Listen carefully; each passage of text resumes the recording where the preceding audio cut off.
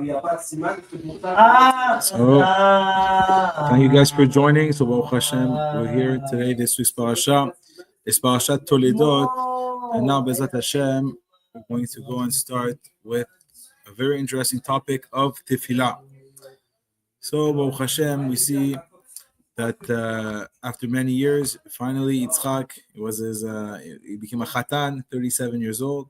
He found his Kala, Baruch Hashem. And last week we saw the first marriage in Jewish history, like the proper way that it was done, and that Baruch Hashem, they found the right girl right away. And just a little thing about Eliezer, what he did last week was, and Baruch Hashem, we have Eliezer in the house here, so we have to mention him. And what did he say last week, Eliezer? He said, Hashem, please send me the right one for my master. My master is a big tzaddik. We don't have time here to waste. You have to send me the deal right away, on the spot. And before he was able to finish speaking, Rivka showed up, and then right away he was able to make a match. So we're going to speak about this subject a little bit, about how in this week's parasha we see that for over 10 years she couldn't have children, Rivka, at the age of 23. And Yitzchak, they both went and they started praying to have children. And we see that it was very difficult, but the verse in the parasha,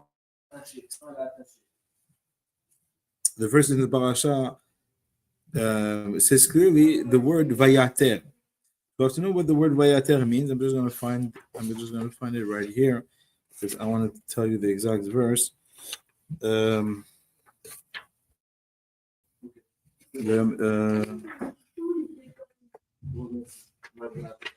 you go. I have it right here.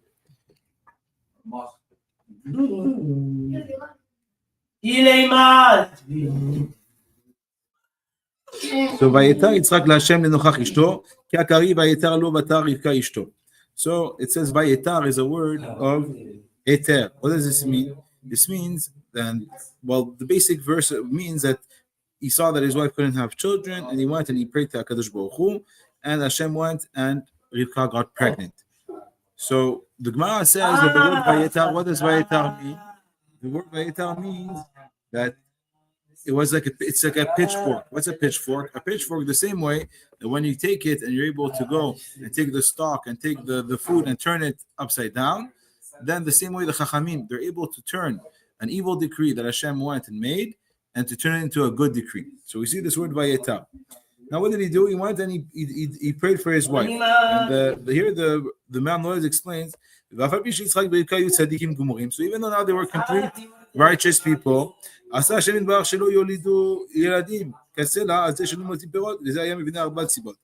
now the question is, why did Hashem make it so difficult for them to have children? Now we know today, you have anybody can be the most wicked person in the world, and we see he has children. So now Yitzchak and Rivka, who are the founders of the Jewish people, right? How come it's so difficult for them to have children? So here the man Lois brings 4 reasons. So he says, Asiba Rishona. So the first reason is so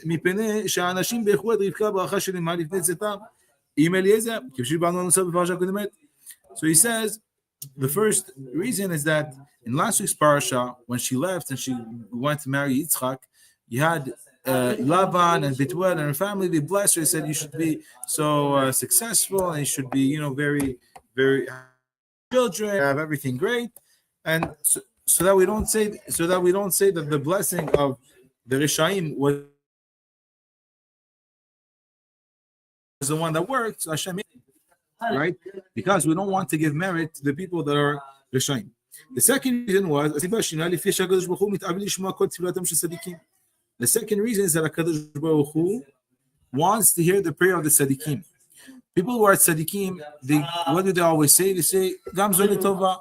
All this is also for the good. If Hashem doesn't want me to have children now, so I won't have children. Hashem doesn't want me to make the deal, but they don't dive in for personal things. For other people, they're going to dive in all day, but for their personal needs, they're not going to go and cry and ask things directly. It says that HaKadosh Baruch Hu wants to hear in their prayer, so he made it that they should dive in. And it's also to go and teach the people the importance of Tefillah. And also to teach people that The HaKadosh Baruch Hu, He's Shomea Tefillah. Like we daven every day in the Shemona Esrei. We say, Baruch Ata Hashem, blessed are you Hashem, Shomea Tefillah, the one who listens, who hears Tefillah. So what does this mean? We learned this here from the Avot. We see that, when we have a difficulty in life, we have things that are not going in the proper kosher Jewish way, we have, problems with children and business or anything, we can always go and dive into HaKadosh Baruch Hu and build this personal relationship with Hashem. And also, not only that, it also goes in another level, is that we also, this, when we're missing something, it gives us a certain humility. We understand that we're not the one in control, that it's the one who is in control is Hashem. Therefore, we can only turn to Him for mercy. So the third reason, and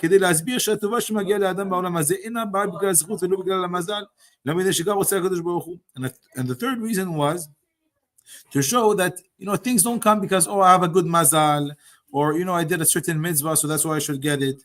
The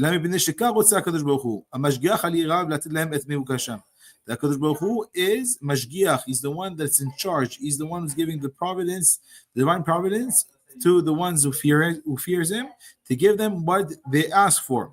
So like we see, as soon as he davened to have children, he went and he was blessed with children. Like we saw in the previous parasha that the Mamlez brings, with Eliezer, the same thing. As soon as he davens, exactly what he davened for, he got it. And I told you guys the story a few times already, but very quickly, the parrot Tefillin. So I don't know if Rafael ever heard it, but I spoke this week on the Shabbat Chatan for my brother, and we spoke about this. We spoke about the same way that Yad Hashgacha Pratit Eliezer, that he was there and he asked Hashem, and exactly what he wanted, he got, and he said, "I'll wait for this girl if she's gonna offer me water and for my animals as well." And exactly what he asked, he got it.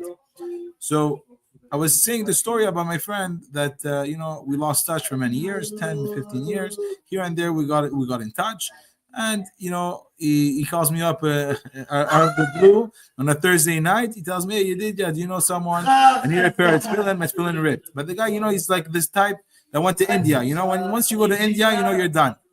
Okay, and so many problems here and there, and it was so difficult. You're like, well, this guy, it's like, it's like, sometimes some people, and you're like, wow, this guy is the last guy I expect to do tshuva. So look at that. But when he was younger, he grew up religious. So what happens with him? He tells me, "Look, Yedidia, do you know if I can find a pair of tefillin somewhere? Or if there's a gemach?" Okay, no problem. The next day, I show up to a client's house, and for many weeks I've been trying to get to this client. And this client, he gave a lot of pair of tefillins out.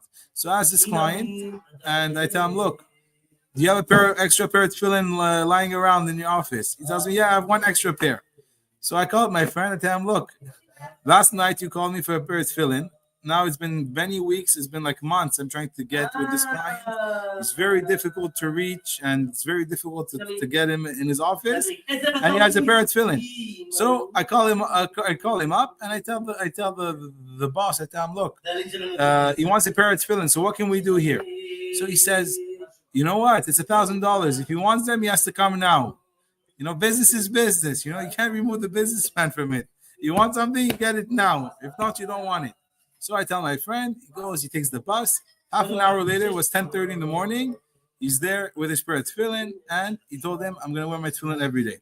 So now fast forward like 2 years now, and Baruch Hashem, he learns every day, and now he just got a job, and he has a chavuta in the morning and at night, and Baruch Hashem, things are going very, very well for him compared to how things were going 2 years ago. But why do I say this story? It's very important, this story, because to show the Hashgacha Pratit. We saw many times it says, someone who wants to become close to HaKadosh Baruch Hu, he wants to change his life, he wants to get married, he wants to have a good Jewish kosher life, and he comes closer to HaKadosh Baruch Hu, so he does one step. So this guy calls me up. He could have called 100 other people. He could have not called me at all. Let's say I would be on vacation. I would not have this client the next day. It's not so simple just to ask someone, "Give me $1,000. So Baruch Hashem, it went very nicely and smoothly. So why do we say all this? To go back to the story of Eliezer, because right away when he went and he requested what he requested, Hashem went and gave it to him. And we also see the same thing with the man. What was with the man? The man, we saw that when the people were believing in HaKadosh Baruch Hu. Hashem is the one who will provide for me. Already on Rosh Hashanah, it was decided I don't have to go crazy and do all types of loopholes and jump up and down and do, I have to go to Argentina and do all kinds of things and be so busy with 100 different projects at the same time just to make some money. The same way, it's like, it's funny because it says if you open, let's say, 10 restaurants, so then you get the $1 million, but divided by 10, so 100K. So it's much more effort. But if you have one restaurant, but Hashem sends a blessing, the same restaurant can bring you the $1 million. Now, the fourth reason why Hashem made it that they couldn't have children.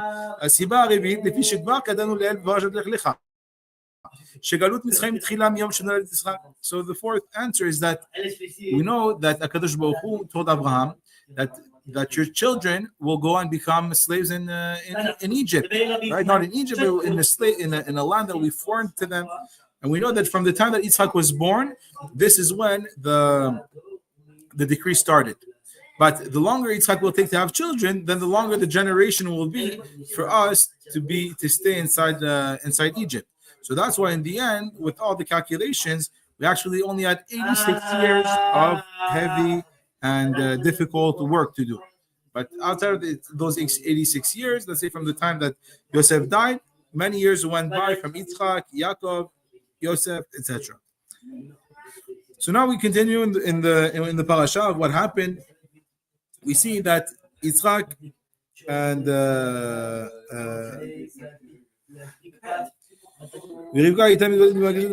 so we saw that they both went up and they both prayed at the same time. But it says in the verse that Hashem accepted the Tefillah of Yitzchak. And it doesn't say, it says Vayeter lo. It doesn't say Vayeter lahem. It didn't accept both of them, both of the tefillot.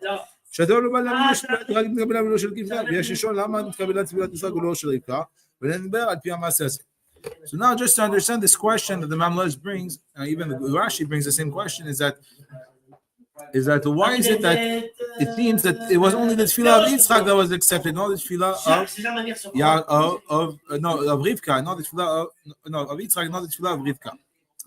So now we're going to see a very nice story that's brought in the Gemara of a very big tzaddik. His name was Abba Hilkiyahu.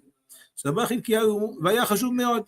In the time of the Gemara, he was like, he was like, this rabbi you have to go see. So there's always a rabbi who comes to town. This rabbi you cannot miss. You miss him, you snooze, you lose. And when they had trouble because there was no rain.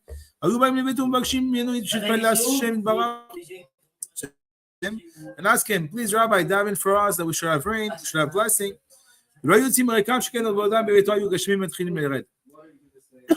And they would never leave empty-handed.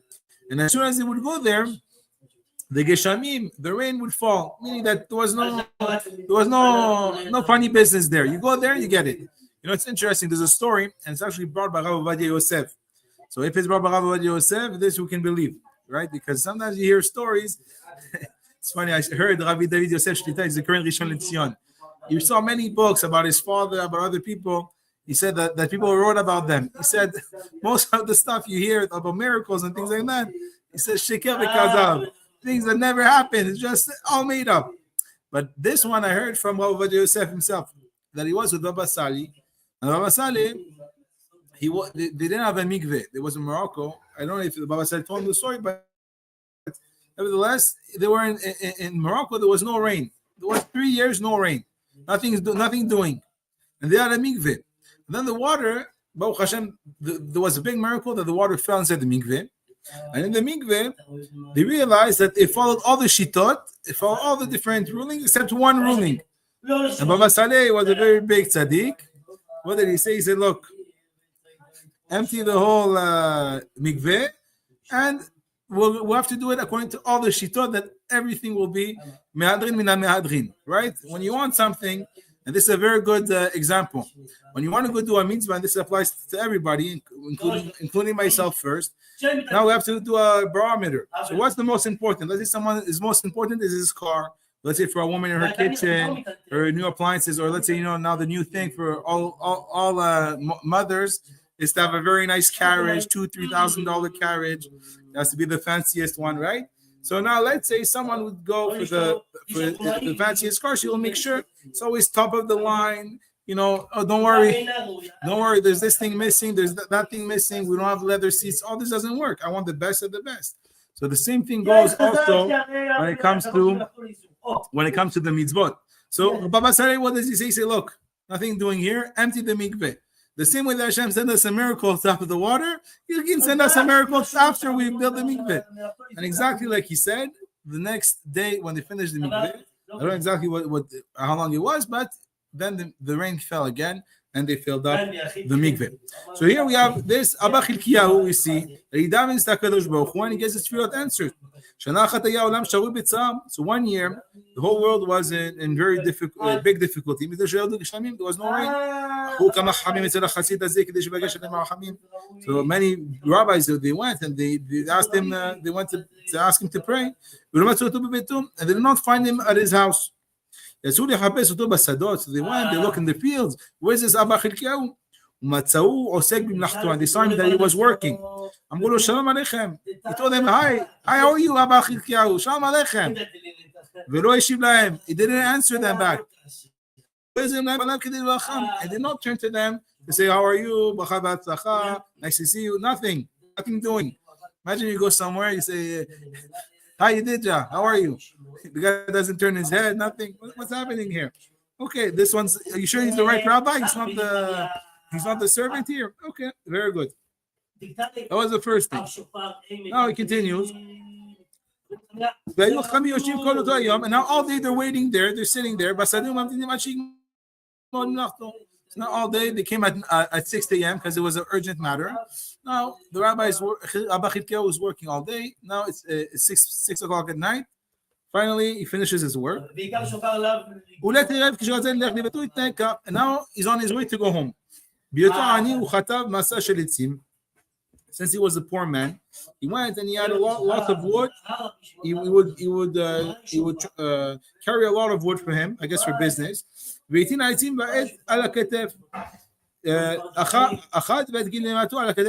would take his cloak on one side and would take all the wood on another side. And the whole way he would go barefoot. But when he was in a place where there was water, he would wear his shoes again. But when he would go to a place where it was full of kotzim, so when it was full of thorns, or a place that was very difficult to go by, so he would go and pick up his clothing.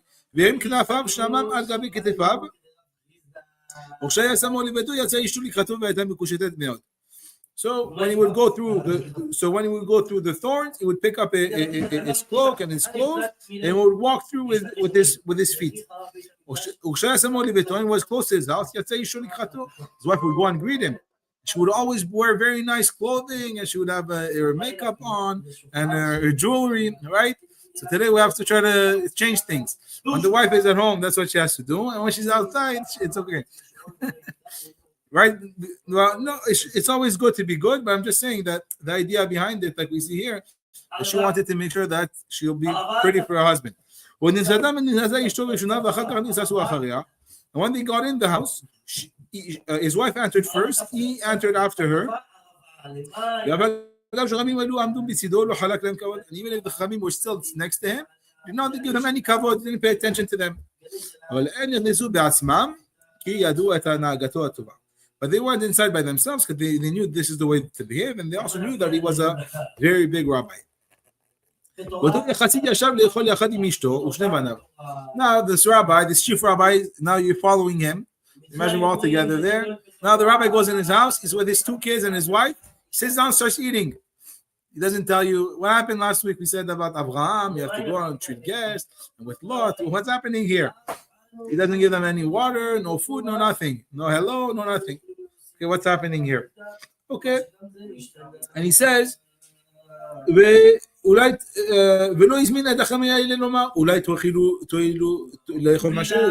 want to eat something. Now the Chassid, this Chassid went, Abba Chilkiyahu, he went and he ripped the bread in 3 ways.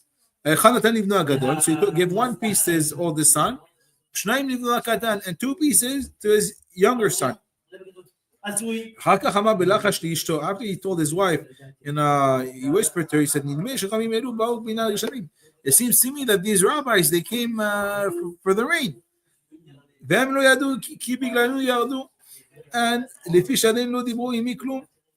And they didn't speak to me at all about this subject. So they both went up to the roof. So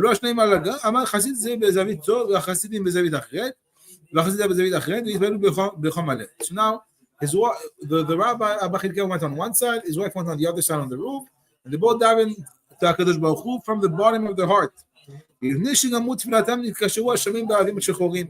And before they were able to finish the tefillah, there was very dark clouds that came on the side of the woman.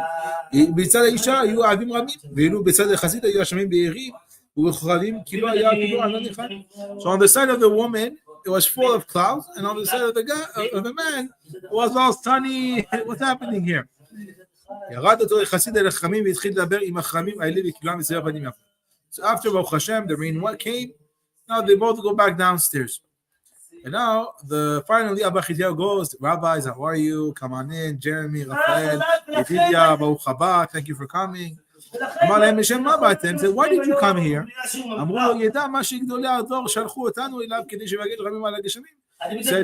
He said, you should know that the greatest of the generation sent us to you, said you should daven for us, you should daven. If you should deem him, because they know that when you pray, the tefillah goes express. So he said, blessed is Hashem that had mercy on the world, and because you don't need my tefillah, right? You guys said, what did you guys come for? Before you were able to ask me for it, the rain already came, right? So ענו לו החכמים אמרו, יודעים אנו בבירור שזה אמר היא שהביאה את הגשמים.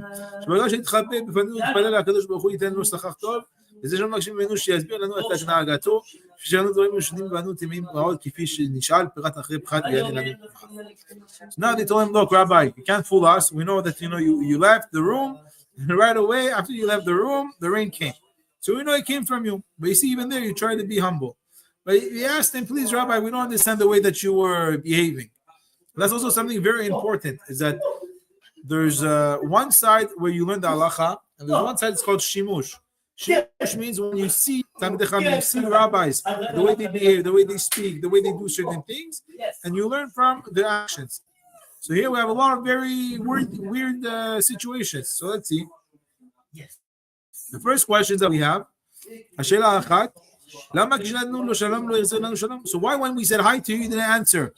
Right? We know even when you do Kriyat Shema, if you do Kriyat Shema now, and there's the rabbi that comes, and you're in the middle of the prakim, you say hi to him. If you have to fear him, you have to say hello to him. Right? Let's say you're Rav, you're in the middle of Shema. Now your Rav says hi to you, so you have to answer him. Let's say there's a king, you have to speak, so you don't say hi. So he says, so he answered them, why didn't you say hi to us? He says, because I get paid by the hour. It's forbidden for me to leave my job to speak with you, even for a little bit.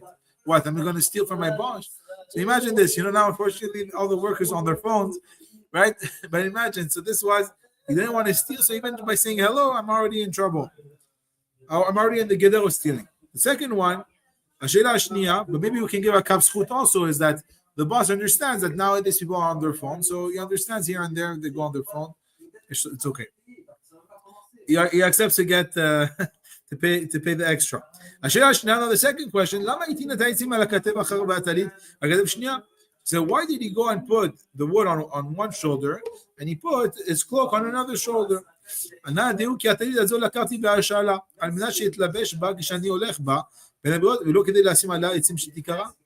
he said, because I borrowed this cloak. I didn't use it. I didn't take it so I can put my wood inside. So if I borrow something from you, I borrow your car, I'm not going to go and transport a fridge on it. Hey, Jeremy, can I borrow your Mercedes? Okay, good. What's this old scratch here? Look, I went to IKEA and I got this. Doesn't work like that. So he went. I can't go and use something that I borrowed and maybe I might rip it or do something and put my my wood inside. So that's why he couldn't wear the cloak, right? So you had to wear on the side, so it wouldn't get ripped with the wood. Third question was, why did the whole way did you go barefoot? And when you got into the water, you started wearing your shoes. So because on the way I see, says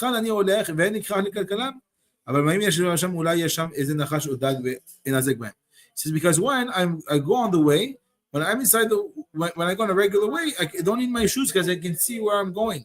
But in the water, I put my shoes because there might be a certain fish or certain snake that can come and attack me. I need to have shoes on. The fourth question, and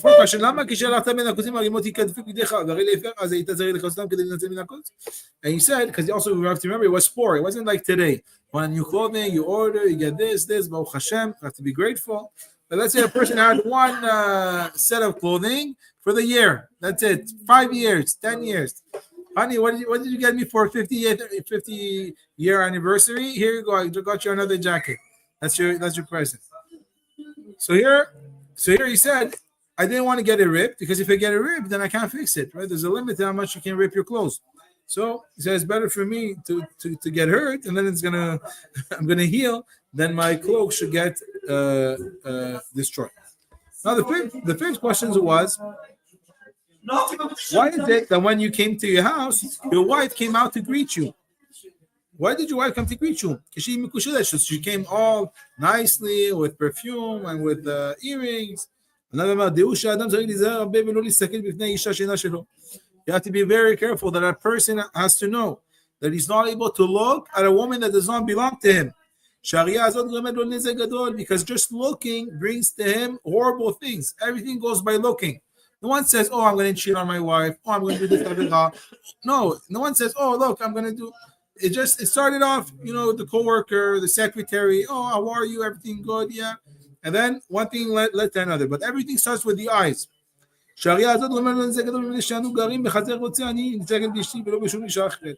It says, since we live in a courtyard and there's a lot of women there and they do all kinds of things there and they come out of their houses and everything. So my wife makes sure to come out.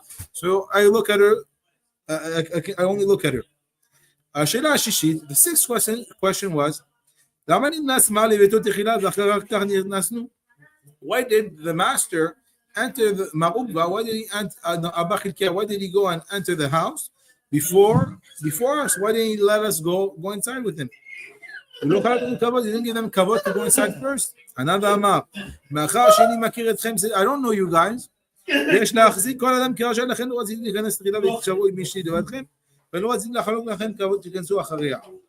Also, so for two reasons. One thing is that you don't know people.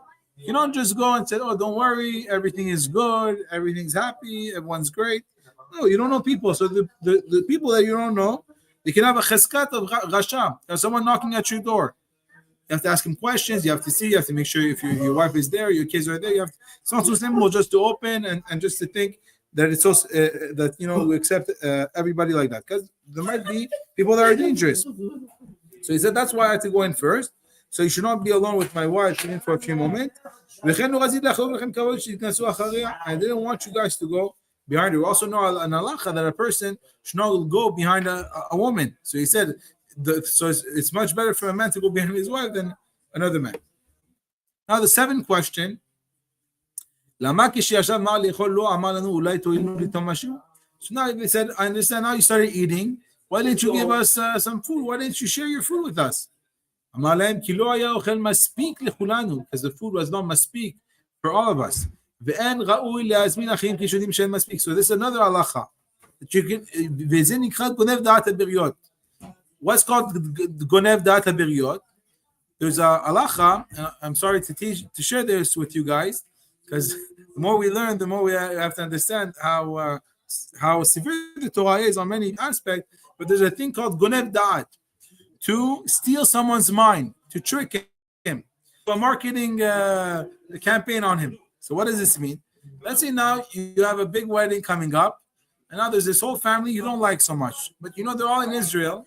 And for sure they're not coming. So you go and you send them an invitation, dafka, knowing that they're in Israel. This is called Genivat Da'at. meaning that you make them think something that's not true. Let's say now I go to Jeremy's house, and now Jeremy wants to open, I don't know, I don't like to drink, but I don't know, Blue Label, is that good enough? Or this is for the, okay, well, let's say Blue Label. It's a let's say a $400 bottle. So now I go there, but Jeremy, there's Raphael and there's me. So now Jeremy was going to open it anyway. So when I show up, he tells me, Yedidya, I love you, brother. So here, I'm going to open the bottle for you. So my friend, there's another avera here. Why? It's called Genivat Da'at. That we cannot go and pretend that we do something for someone if we didn't have the intention. And here, that's what he said. He said, I cannot tell you guys, you're always welcome in my house. Come, no, we don't want to go and disturb you guys. No, don't worry, you're invited. Okay. Why? Because there was no food. So I cannot invite you, and then you're going to refuse if there's no food for you guys. So that's what he did here. There wasn't enough food for my wife and I. So how can I invite you? I'm not going to pretend to invite you, and then you refuse, and then and then it's going to be Gnevadat because you thought I really invited you and I had food for you. Now the 8th question was, why did you give one big piece of bread to the oldest son and 2 pieces of bread to the youngest son? The answer, because the oldest son is at home all day and he eats whenever he wants. For the young son, he learns all day in yeshiva and he doesn't have time to eat. Therefore, I give him 2 pieces. But here, all these questions so far is very interesting because we see that there's always a zvara. There's always something. There's nothing just like that. Why did you do this? Oh, I don't know. I felt like it. Why did you? There's always a thinking that goes behind it with the chachamim. Now the 9th question was, and this is the final question, why did the clouds go on the side of your wife? And on your side it was clear. The coast was clear. You want to answer them. Know that the tzedakah that a woman does is more important than the tzedakah that a man does. Because of 2 reasons. The first one, first one is that she's at home. So whenever there's someone knocking at the door, he's collecting for himself, for his family. So she opens the door, she sees a poor man, she gives him $5, $10, $50, something, and he never goes empty-handed. But the husband is always working, so it's difficult for the poor man to find him. That's the first reason. And the second reason, and also because her tzedakah is more important than tzedakah of man. Because when she gives bread, she gives food, she gives life to the poor man. But let's say you give him money, he can't eat the money. So he has to do another step to get the food that he needs. And if he dies out of hunger, like we saw with Nachum Ish Gamzo. Nachum Ish Gamzo, we have to know, he was the rabbi that used to always say Gamzo L'Tova. Even this is for the good. And he was the rabbi of Rabbi Akiva. And he went, and one day there was a poor man that went and asked him for money. And he said, don't worry, wait till I unload my animals. At the time he waited, the guy died. And then there was a whole story of what he did after. But just to say that just to give money to a poor person, you don't know his situation. Even a few years ago, there was a story like that there was a boy, he was working out and in school, and then he needed water, and then he ran to the school, they didn't open the door. I don't know exactly what happened, and then he died because he didn't have water. So sometimes you don't know the situation of the person, you should not make him wait if he's asking for food. And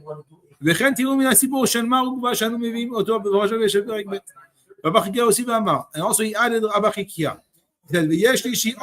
So my wife has those 2 things, that she gives food and she always gives to anyone who comes to the door. She also has a 3rd thing. A 3rd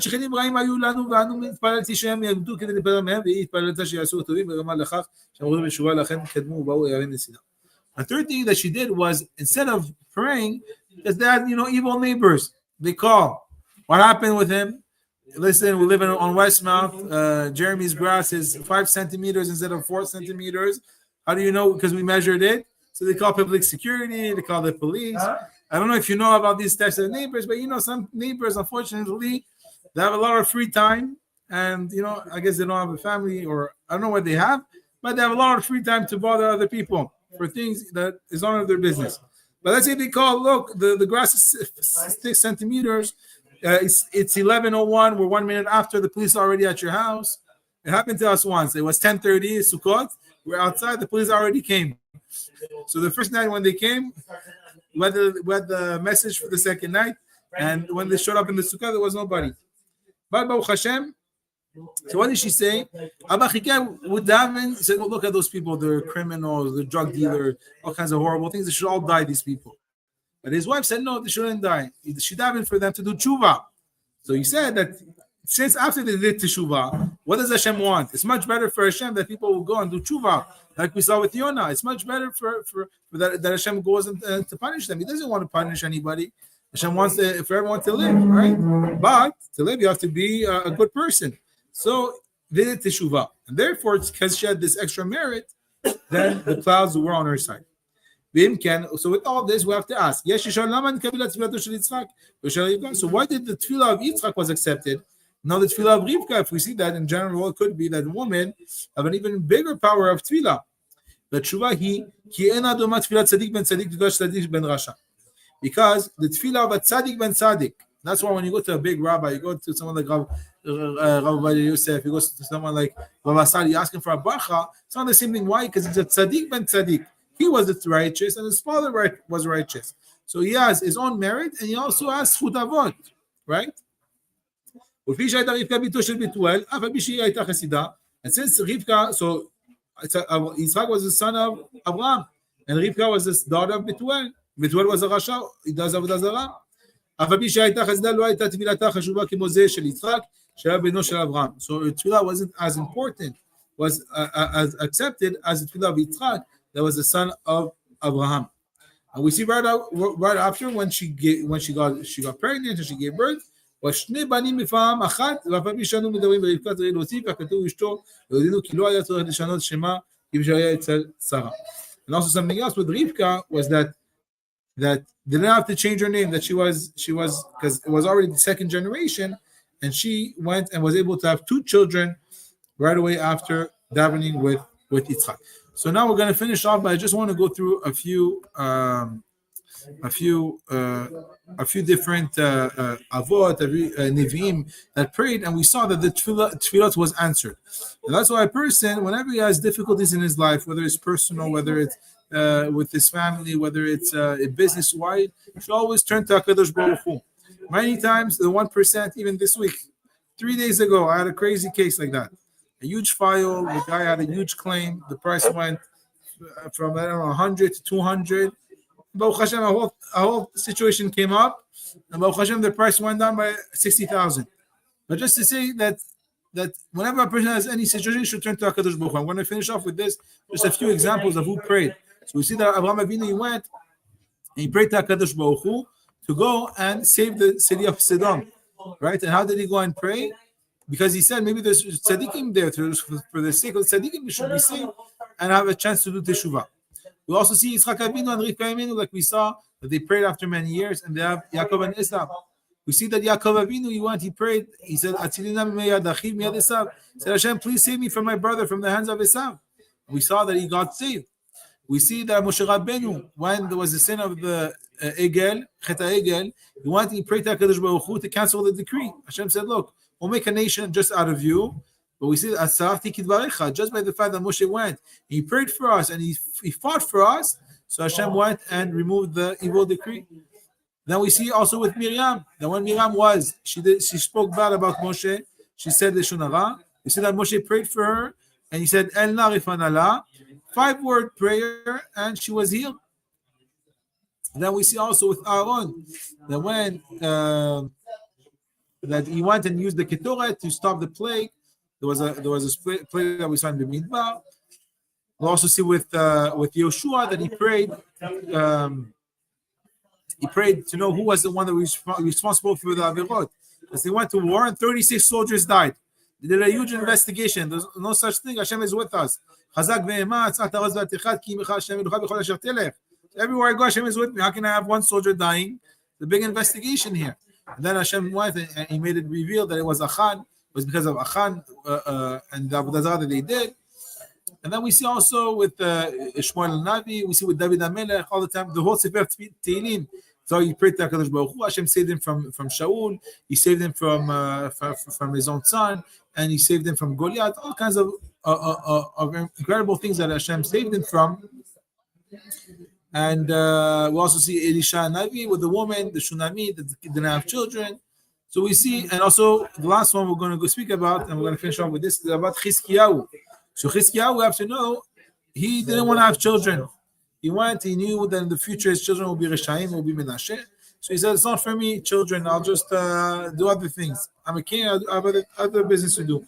He was learning Torah, and we know that he was sentenced to die. So the prophet went to him, Yeshaya, he told him, you're going to die. So he said, he said, get out of here. I know what I'm going to do. And he went and he prayed to HaKadosh Baruch Hu. And he prayed very hard to Hashem. And it says, and we learned from him in the Masechet Brachot many places, that afilu chereb unach al tzavaro lo al mitayesh mishna rachamim. Even if a person has a sword on his neck, he should never give away his hope for the mercy of HaKadosh Baruch Hu. Then we know the story. He went on to live another 15 years. So we see from this parasha, we didn't have time to go through also with maybe one day we'll have time with Yaakov, Esav, the blessing, and how we went. But Baruch Hashem is the idea that we have, that we should always feel close to HaKadosh Baruch Hu and praying to Hashem, that Hashem is Matzui Mashgiach. It's one of the 13 principles. Therefore, in our everyday lives, we can start with the Birkat HaShachar, just being thankful about the different things Hashem gave us, and to have this personal relationship and to pray every day to HaKadosh Baruch Hu. And B'ezrat Hashem, we should all see Yeshua. Thank you very much. I can't hear you, Jeremy.